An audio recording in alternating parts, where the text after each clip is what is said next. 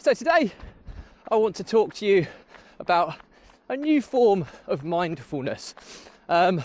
Reason for this is that towards the back end of 2024, it was a very testing time for me as a person, and I kind of delved into the kind of breath work and mindfulness and things to try and help. And some things work, some things not so much, but I stumbled across something that worked pretty well over the festive season. So if you want to find out more, keep on watching, keep on listening. Hope you find it useful.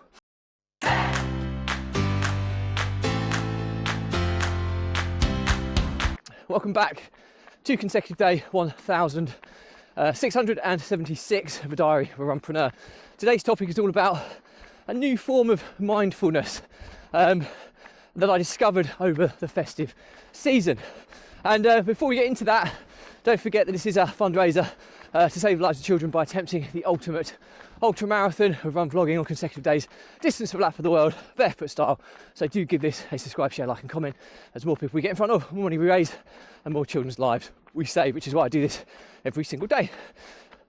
So back to the topic at hand, is it's about a new form of mindfulness that I've discovered and over the festive season.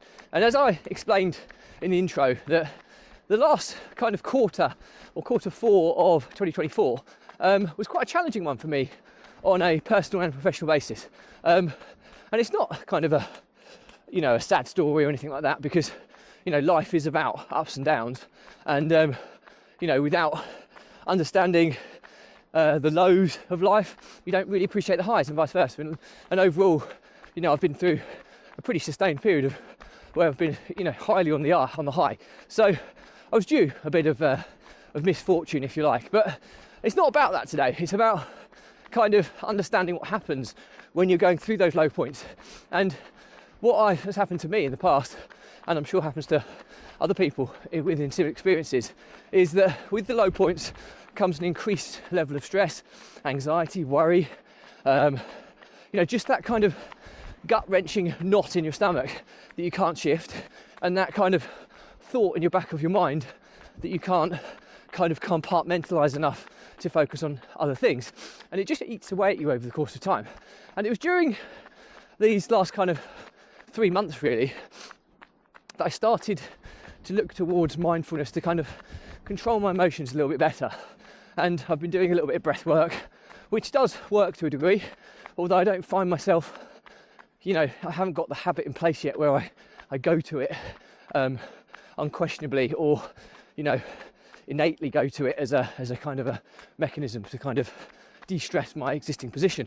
But what I stumbled across over the Christmas period was something that I think I'll be trying to use on a more frequent basis, and that's an old jigsaw puzzle that my wife borrowed from my 10-year-old son. But it was 1,000 pieces, so he'd only just finished his first 500.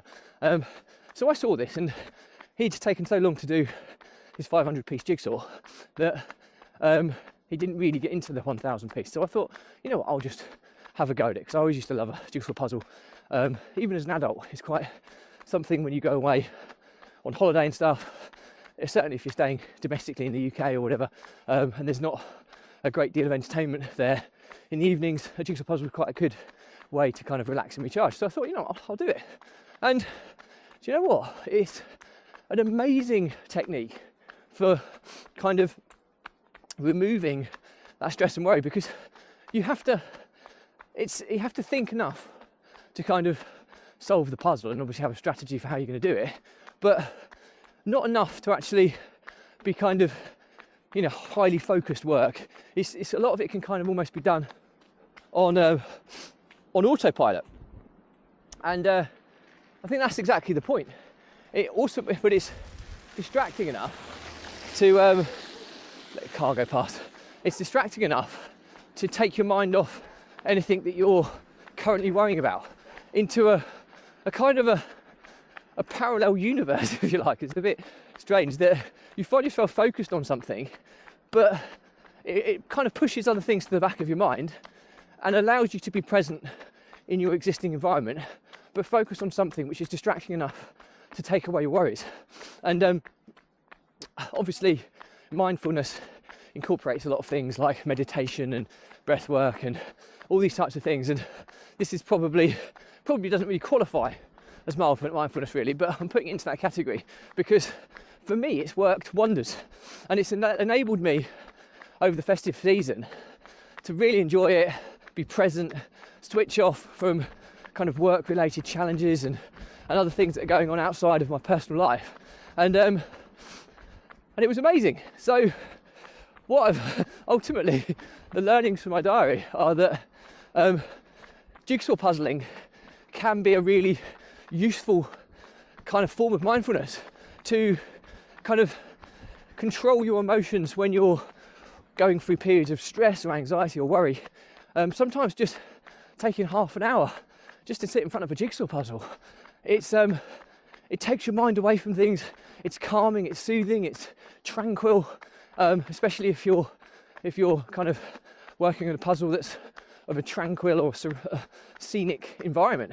It's just a really, really good way, and I haven't found anything for me that's worked better so far. So ultimately I will be incorporating this into my life moving forwards on a more frequent basis, and I think I'll always try and have a puzzle of some kind, in play, so that when I am going through periods of stress, anxiety or worry or whatever, I can find a place to just take half an hour or so out of the situation that will just bring me, complete me back to a calming place where I can gather my emotions, get my emotions under control again and move forwards. So I'm not saying this is going to work for everyone, but it's something that I stumbled across over Christmas, and it's certainly something that worked really well for me, and it's something that I'm certainly going to try and incorporate into my kind of working life on a more frequent basis going into 2025.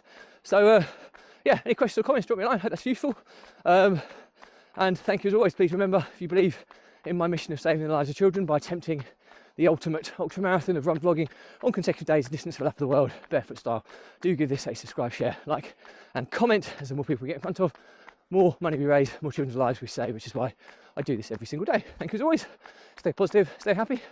I'll see you again tomorrow.